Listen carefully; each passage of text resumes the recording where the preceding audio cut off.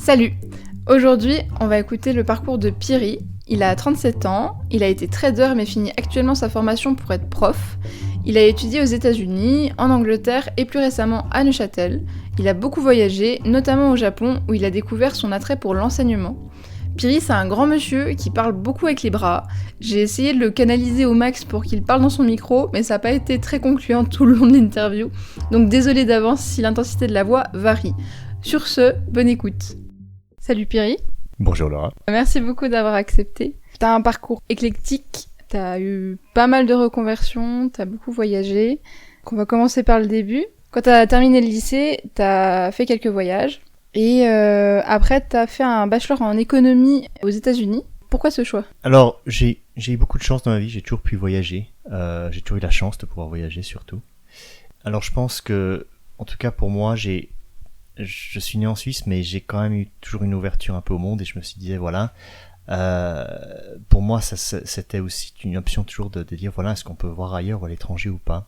Et pour moi, en fait, le système, scolaire a été assez côté suisse. Je voulais faire quelque chose de très différent. Et donc, j'ai pensé aller aux États-Unis parce qu'en fait, c'est un système beaucoup plus flexible. On peut combiner en fait plusieurs choses. Et en fait, c'est pour ça que, par exemple, pour mes études, j'ai fait un truc qui s'appelle East Asian Studies. En gros, j'ai appris le chinois, un petit peu le japonais. J'ai fait d'histoire de l'art. C'est un peu comme ethno. Mais en même temps, j'ai fait économie à côté, donc je pouvais cumuler des trucs assez Ce qui est vraiment pas possible fictifs. en Suisse.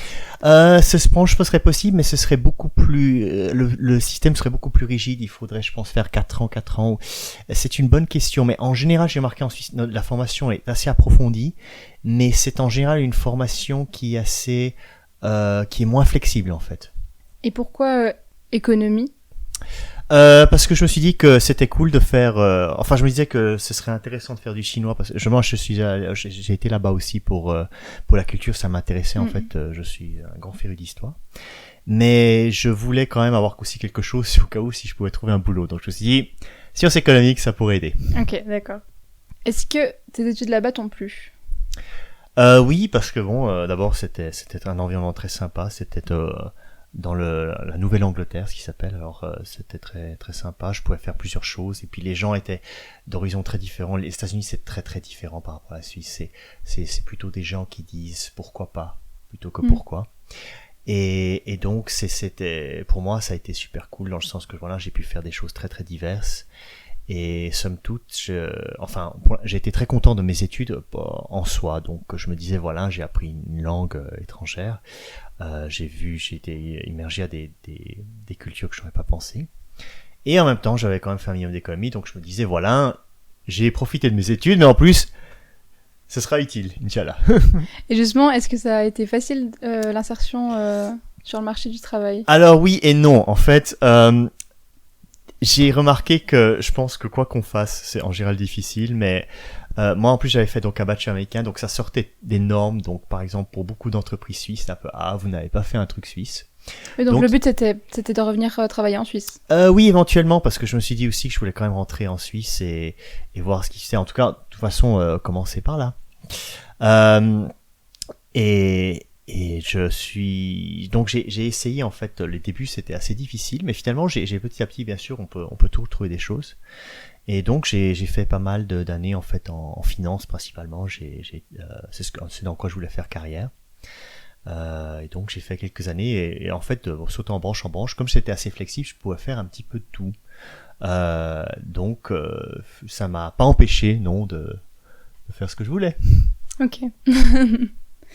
Et du coup, où est-ce que tu as travaillé dans quel secteur en tout cas Donc principalement des banques, mais j'ai fait aussi des entreprises financières. J'ai travaillé surtout à Genève et à Zurich, principalement pour des banques privées, aussi pour des entreprises qui étaient business to business.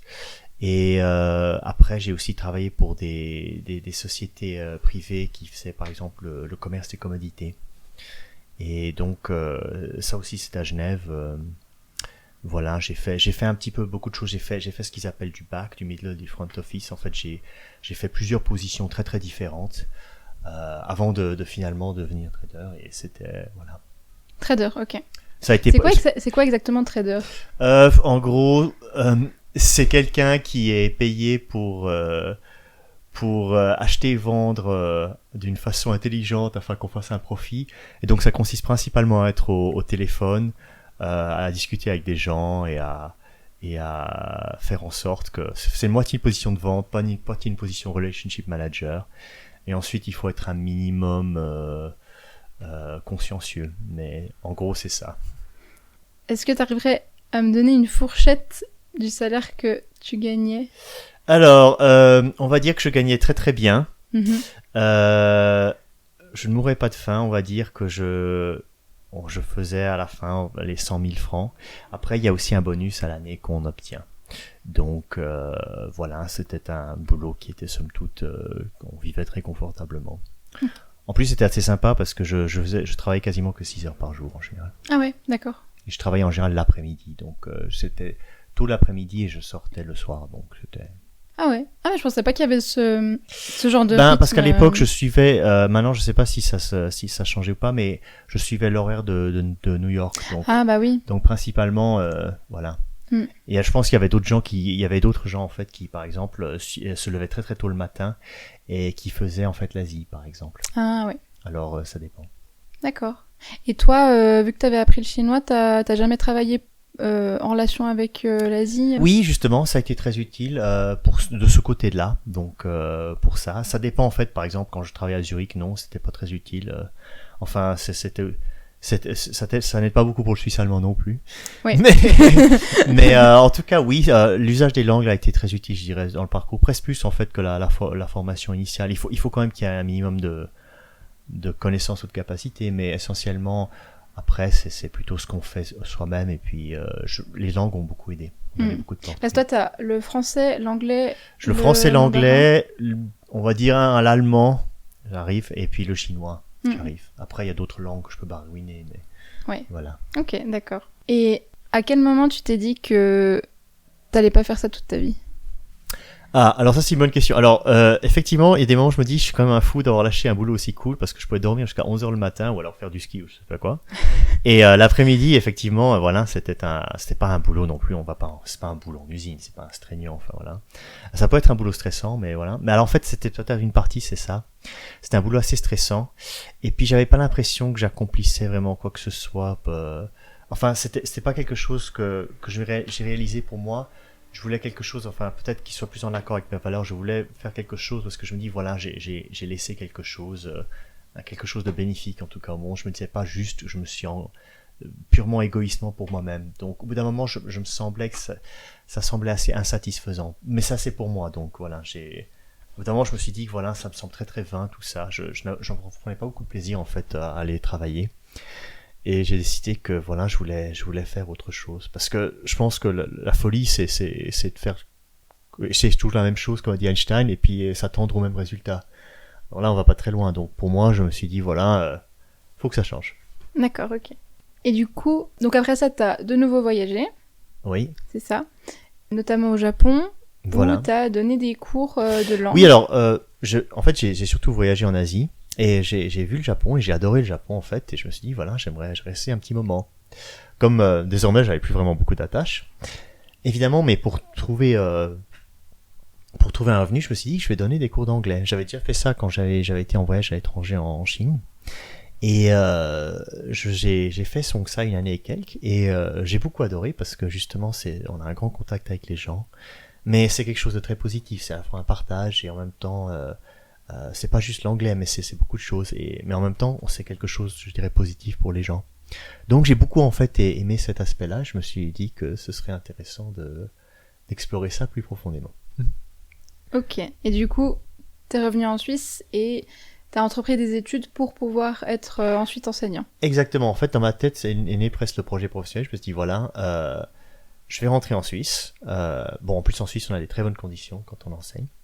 Donc je me suis dit voilà, je vais rentrer en Suisse, j'ai regardé combien de temps ça prendrait et tout. Et somme toute, c'était à peu près, on va dire, 3-4 ans. Mais pour moi, en tout cas, c'était quelque chose que j'aurais bien voulu faire. Alors, donc j'ai été à l'université de Neuchâtel, donc j'ai fait un master parce que je voudrais plutôt enseigner au lycée que les plus jeunes, mais Même si maintenant j'enseigne aussi à des plus petits, puis c'est sympa aussi. C'est très différent, mais voilà. Mais du coup, t'as dû refaire un bachelor à l'Uni de Neuchâtel? Non, alors ça c'était la chose positive, ça c'est intéressant. L'université de Neuchâtel a été très cool pour ça, parce que justement, ça j'aimerais dire, en Suisse, c'est parfois il est difficile de faire valoriser ses acquis. Et donc moi j'ai quand même un certain parcours, une certaine expérience, et l'université de Neuchâtel a dit écoutez, voilà, vous avez déjà fait des études, on peut vous donner des équivalents pour certaines choses. Ils m'ont demandé que de faire certains rattrapages, parce que si j'avais des lacunes, ce qui est tout à fait fair. Et ensuite ils m'ont donc laissé intégrer le programme. Donc je suis assez reconnaissant pour ça, parce que c'est pas souvent, en tout cas en Suisse, j'ai l'impression qu'on a une culture de la flexibilité. Le côté positif, c'est justement on est très consciencieux, on fait les choses très bien, mais parfois on n'est pas très adaptable, on n'est pas très flexible par rapport surtout aux choses qui sont imprévues en fait. Tant qu'on est dans un moule, tout va bien, mais quand on sort du moule, c'est plus difficile. Ok, d'accord. Et donc t'as fait un master en histoire et histoire et littérature anglaise, parce que je voulais enseigner ça, je voulais enseigner anglais et histoire. L'histoire parce que j'adore, et puis l'anglais aussi, d'un point de vue culturel. Bon, je me suis pas dit que j'allais j'allais enseigner l'économie, parce que bon, voilà, je trouve pas ça si intéressant que ça à enseigner. Alors, en plus, il aurait fallu faire, je crois, 2 masters si on veut enseigner l'économie, parce qu'il faut enseigner l'économie et droit. Donc, je me suis dit que voilà, ça ferait un peu beaucoup d'études pour ça. Donc, je me suis dit que faire un master, c'est déjà assez de temps et de quand même d'investissement de temps, d'argent et tout cela. Donc, je me suis dit que j'allais faire quelque chose que j'aime bien et pour lequel j'aurais quand même certaines habilités à bien faire le boulot. D'accord. Qu'est-ce qu'elle en a pensé, ta famille, de passer d'économie Alors bon, moi j'ai une famille énorme, assez nombreuse. Il y en a certains qui font des choses assez diverses. Donc en fait, beaucoup étaient assez supportifs. En fait, il y a aussi 2-3 membres de ma famille qui se sont reconvertis. Par exemple, ma sœur aînée a commencé à faire l'école hôtelière, et maintenant elle a sa propre entreprise. En fait, elle fait des cours de musique et des cours d'anglais en fait pour les enfants. Donc en fait, je pense qu'il y a aussi pas mal de membres de ma famille qui ont déjà fait ça. Donc ils étaient somme toute assez supportifs. Ok, d'accord, bah cool. Parfois ils étaient un peu interloqués au début, mais sinon ils étaient assez supportifs. D'accord. Est-ce que tu pourrais me donner un aspect positif et un aspect négatif du master que tu as fait? Alors, pour l'université, donc l'aspect positif, voilà, c'est des études très sympas, c'est super intéressant. Le côté négatif, je dirais, mais ça c'est probablement pour beaucoup d'études universitaires. Parfois on a l'impression que c'est quand même de l'éducation-consommation. Alors moi je suis là-bas de toute façon pour les bonnes raisons, dans le sens que moi j'adore faire l'histoire et de l'anglais, donc même si tout d'un coup on m'aurait dit voilà, vous ne pouvez plus enseigner, j'aurais fait autre chose, je pense, et j'aurais été content d'avoir fait ces études. Mais j'ai l'impression que pour beaucoup de gens, bon de toute façon c'est la faculté des lettres, donc voilà, mais pour beaucoup de gens, on pense que faire des études, voilà, on obtient un papier et c'est la finalité en soi. Alors qu'en fait c'est qu'une étape, c'est un début, et je dirais que parfois en fait certaines formations universitaires donnent une large ouverture d'esprit, mais peut-être n'accentuent pas assez sur soit des qualités de travail, ou alors inversement ne font pas assez justement dans un espèce de débat intellectuel. Donc parfois j'ai l'impression que c'est un peu on cherche à avoir le meilleur des deux mondes, mais en fait on obtient le pire des deux mondes. Donc ça c'était vraiment le côté que je dirais qui serait peut-être à réfléchir. Mais sinon pour moi c'était des études fabuleuses, enfin c'est super intéressant comme matière, et puis le cas de l'université de Neuchâtel, c'est très sympa, les gens sont très intéressants, donc j'ai beaucoup apprécié en fait retourner à l'université même tardivement. D'accord. Et donc là tu l'as fini ton master, et donc t'as commencé la HEP, t'as bientôt terminé d'ailleurs. Oui. Qu'est-ce que tu peux nous dire de la HEP? Vaste programme, vaste question. Comment répondre?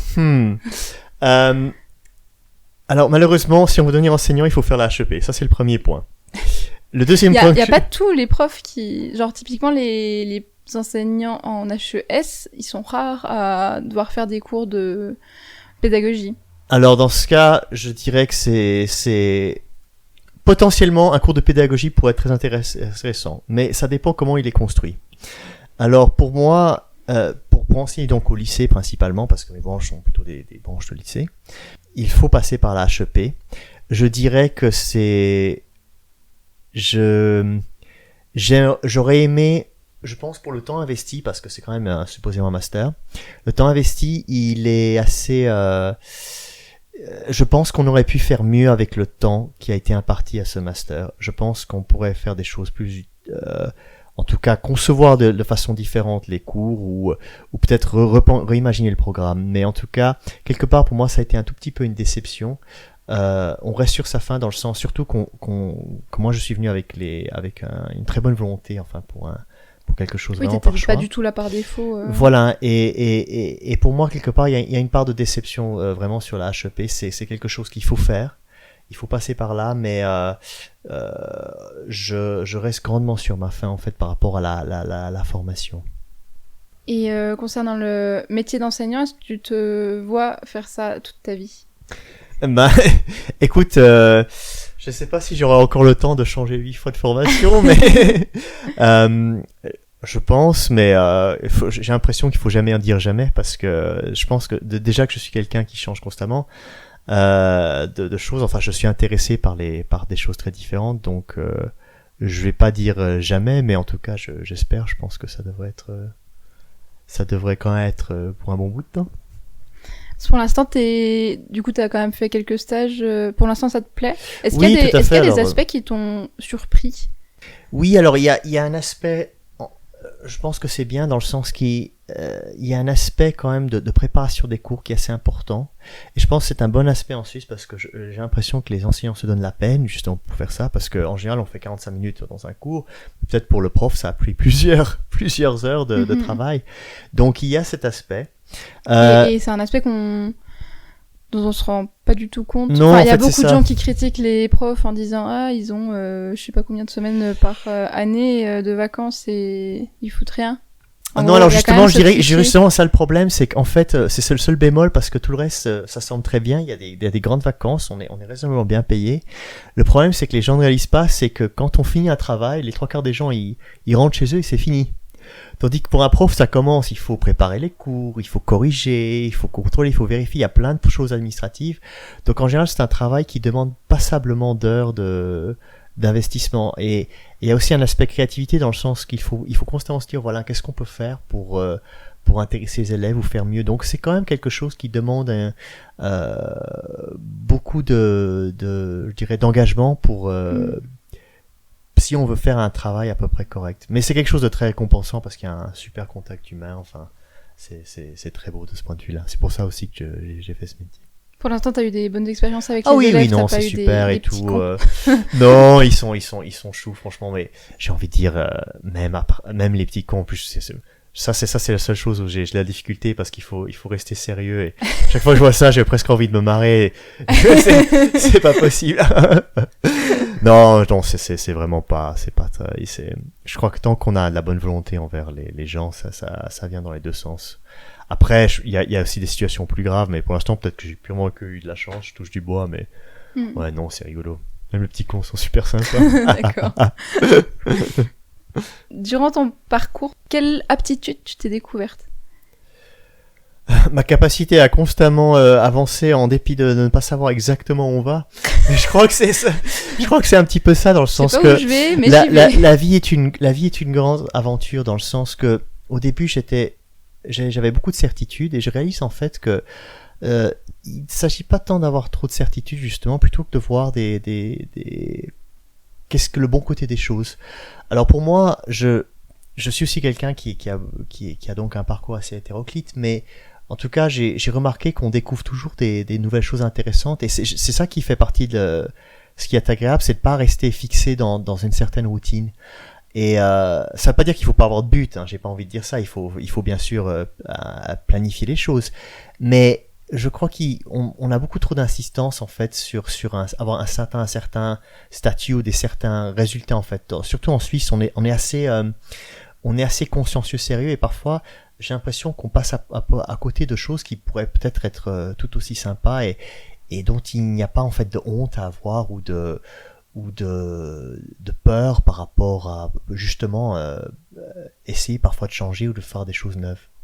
Ça peut être extrêmement enrichissant et récompensant, je trouve. Parce qu'on nous apprend un peu à être sur des rails, et puis tu commences un truc, tu le finis, et puis...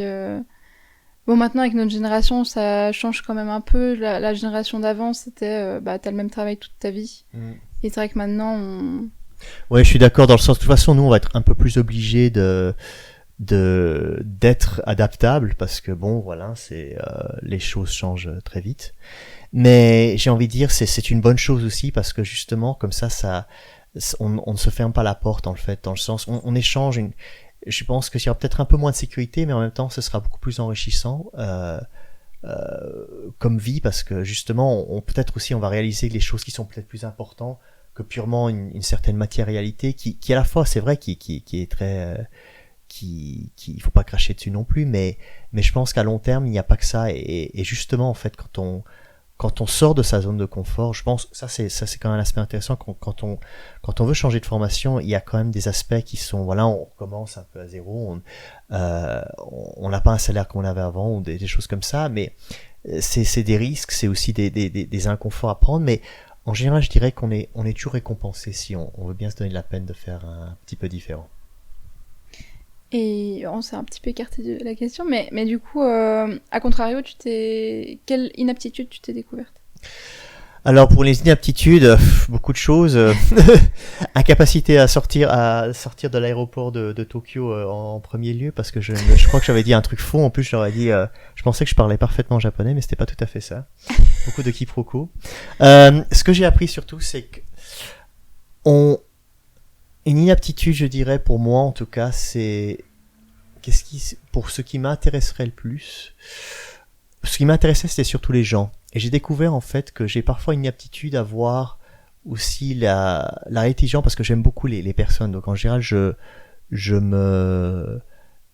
je fais énormément confiance à toutes les personnes parce que je crois que j'ai l'esprit très ouvert au monde. Et j'ai remarqué qu'en fait, en dépit de ce que je fais, enfin, j'ai fait beaucoup de métiers qui sont en relation avec ça, il m'est parfois difficile quand même de voir tous les aspects des gens enfin, parfois certains aspects négatifs. Donc pour moi, ça a été une grande relation dans le sens que je pense que je pensais être fort finalement. J'ai encore beaucoup de choses à apprendre. Donc je dirais que ça, c'est la chose principale. T'es un peu naïf, tu dirais, ou... Non, mais tu sais, je crois qu'on est ce qu'on est, dans le sens que si quelqu'un fait confiance aux gens, tu te feras avoir parce que tu fais confiance aux gens. Et inversement, si tu n'es quelqu'un qui ne fait pas confiance à certaines choses, tu te feras avoir par la vie parce que tu n'as justement pas osé risquer ou tu n'avais pas confiance en quelque chose. Mais bon, ça c'est pour moi. Je te pourrais te parler d'une façon peut-être plus une aptitude, sévère capacité à vraiment bien cuisiner chinois. J'ai remarqué, enfin, quand j'y étais là-bas, mes amis m'ont dit, écoute, il faudra que tu travailles, c'est pas tout à fait ça, ou alors voilà. Est-ce que tu aurais des reproches à faire au système scolaire et universitaire? Ben, je dirais que c'est difficile parce que maintenant je vois un peu les deux, dans le sens, en plus, on vit maintenant dans un monde où est-ce que c'est paradoxal, mais quelque part, comme on a tellement d'informations au bout des doigts, il est difficile en fait d'acquérir beaucoup d'informations. Et donc il y a cet aspect, je dirais, en Suisse, peut-être on est encore quand même assez axé apprentissage par cœur, alors que finalement on vit dans un monde qui n'a pas besoin. Mais cet aspect, peut-être, j'ai envie de dire, je révise en fait un peu mon idée, parce que finalement, à long terme, c'est bien d'avoir aussi des briques en fait qu'on peut garder dans sa tête et de pas avoir une référence constante, parce que quand on pense maintenant, il y a beaucoup de points de vue très divers sur Internet. Parfois, on ne sait pas exactement où est la vérité. Donc, c'est bien en fait d'avoir un approfondi sur des sujets. Alors, moi, je pense que ça, c'est très bien en Suisse. Justement, on est très consciencieux. On sait se donner de la peine pour faire des bonnes formations. Avec une certaine réflexion dessus, donc ça j'aime beaucoup. Ce que je pourrais dire, donc peut-être à changer, mais ça c'est quelque chose à voir, dans le sens qu'on vit quand même, j'ai l'impression, une société qui est assez spécialiste, et justement c'est bien, il faut avoir une certaine capacité technique, mais j'ai l'impression qu'il faut aussi être un peu plus adaptable, et j'ai l'impression que le système en Suisse est parfois assez rigide de ce point de vue-là. On est intolérant en fait de gens qui sont assez différents, ou de gens qui veulent faire des choses différentes. Si on rentre pas dans le moule, parfois ça peut être compliqué pour certaines personnes. Et en tout cas, moi j'encouragerais de ne pas se laisser décourager. Il faut prendre le mieux qu'on peut des formations qu'on a accès. mais c'est pas la fin non plus. Et puis aussi, s'il y a une école qui est ratée ou quelque chose, je pense qu'il faut pas avoir honte ou quoi que ce soit. C'est simplement, en fait, si c'est une porte qui se ferme de ce point de vue-là, ça veut dire qu'une autre porte va s'ouvrir quelque part. En fait, c'est plutôt, on apprend beaucoup plus des échecs que de ses succès. Et je pense en tout cas on devrait avoir, peut-être lié à ça, on devrait en Suisse plus encourager justement une culture de l'échec. J'ai l'impression que parfois on est très vite à condamner les gens en disant voilà, oh mon Dieu, il a pas fait son école et on leur demande parfois de choisir très vite des spécialisations assez poussées. Je pense qu'il faut être sérieux aussi dans la vie, bien sûr, on peut pas non plus rigoler, mais il faut quand même, il faut avoir, ouais, non, s'il faut, le rire c'est bon pour la santé, hein. Non, mais, il faut pas être un rigolo, alors peut-être, voilà. Mais il faut aussi quand même se donner le temps de trouver quelque chose qui nous plaît et justement ne pas avoir peur des échecs, sinon, je crois que c'est très difficile. Mm-hmm. Ouais, non, c'est vrai. Et, oui, puis j'ai vu des gens, qui réussissent un peu tout le temps et dès qu'ils réussissent pas quelque chose, c'est horrible pour eux, quoi. Même des gens qui... J'avais des... j'ai eu des collègues de classe, des camarades de classe, qui avaient des 6 tout le temps partout, et le jour où ils se reçoivent un 5,5, mais ils pleurent pendant des heures, puis tu te dis, mais on en est là. Enfin, c'est hyper dommage, et puis justement, comme tu dis, on nous apprend pas à nous dire que c'est pas très grave en fait. Oui, à gérer en fait l'échec, c'est vrai, mais souvent c'est aussi peut-être une pression sociale, dans le sens peut-être aussi comme en Suisse on vit dans un pays qui a quand même qui a pas mal de succès, enfin avec pas mal de richesses. J'ai l'impression qu'il y a une espèce de d'obligation de succès, alors que j'ai envie de dire aussi il faut peut-être définir clairement qu'est-ce que c'est le succès pour soi, dans le sens que pour certains c'est d'avoir certains objectifs qui sont quantifiables, pour d'autres ce sont des choses plus intangibles. Je crois qu'il faut être acceptant qu'en fait il faut de tout pour faire un monde, et ça parfois c'est difficile à s'accepter même soi-même. Pour moi par exemple, quand j'ai quitté ce travail, j'avais chanté beaucoup de soulagement. Mon premier boulot en fait en finance, j'étais soulagé quelque part, mais en même temps j'avais aussi énormément de doutes. Je me dis voilà, mon Dieu, mais qu'est-ce que je vais faire? J'ai l'impression que je ferme une porte. Est-ce que je fais vraiment la bonne décision? Et je réalise qu'en fait il y a les seules décisions qui sont vraiment bonnes, c'est celles qu'on assume pour soi. Donc c'est difficile en fait, mais souvent c'est des choses qui nous viennent peut-être plus lentement, en disant voilà, si on essaye plusieurs choses, on est plus aussi content après d'assumer vraiment sa propre vie par rapport aux autres, parce que parfois la société met d'énormes pressions sur les gens, donc il faut pas non plus toujours assumer vouloir plaire aux autres. Je crois que c'est ça. Faire les choses pour soi. Voilà. Dernière question. Si t'avais de nouveau 18 ans, qu'est-ce que tu ferais? Écoute, rien que parce que tu m'as posé cette question, je vais dire architecte et tagueur dans les rues, parce que... Non, mais écoute, je sais, probablement quelque chose qui a attrait avec les gens, parce que c'est ma personnalité. Mais honnêtement, oui. Est-ce que tu ferais... Est-ce que j'ai le droit de garder mes souvenirs? Oui. Alors dans ce cas, oui, définitivement, je ferai un truc nouveau, je sais pas, peut-être une cuisine ou quelque chose comme ça. Enfin, je pourrais combler une lacune. Tu pourras bien cuisiner. Cuisine asiatique. Ça va, je cuisine bien turc, je cuisine bien européen, mais chinois, c'est plus complexe. Donc ça serait complètement autre chose. Oui, probablement, je pense. Parce que c'est ça, je crois que c'est ça qui fait partie en tout cas pour moi, c'est aussi de découvrir des choses neuves. Donc je pense que c'est ça qui est intéressant dans la vie.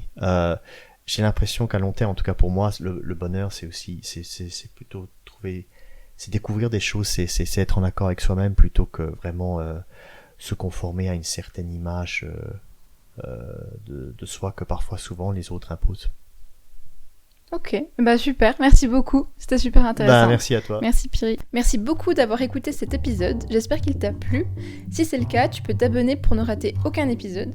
Si tu veux m'écrire, tu peux laisser un commentaire sur YouTube, m'envoyer un message sur Instagram ou Facebook, ou à l'adresse mail mesétudesmesdoutesmoi@gmail.com, tout attaché. Rendez-vous dans 15 jours pour le prochain épisode. Salut!